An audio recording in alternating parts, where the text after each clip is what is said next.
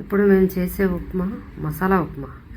మసాలా ఉప్మాకు కావాల్సిన ఇంగ్రీడియంట్స్: పోపులు, గోధుమ నూక, బిర్యానీ మసాలా, నెయ్యి, కరివేపాకు, టమాటీ, అల్లం, ఉల్లిపాయలు అండ్ పచ్చిమిర్చి.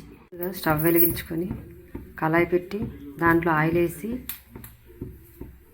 ఆయిల్ వేడయ్యాక పోపు దినుసులు వేసుకోవాలి.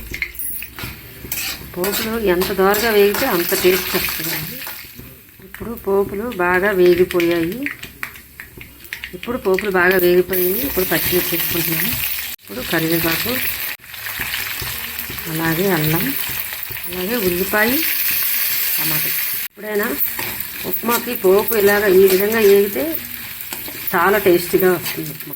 ఇప్పుడు ఉప్మాలో నీళ్ళు వేసుకోవాలి. ఫ్రెండ్స్, మీరు ఏ గ్లాస్తో అయితే నూక తీసుకుంటారో అదే గ్లాస్తో 4 గ్లాసులు నీళ్ళు వేయాలి.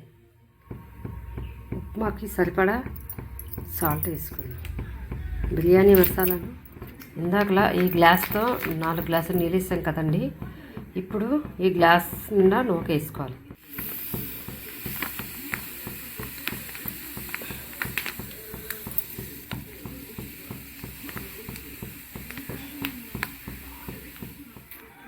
చూడండి ఫ్రెండ్స్, నీళ్ళైతే మరిగిపోయాయి. ఇప్పుడు నూకేసుకుందాం.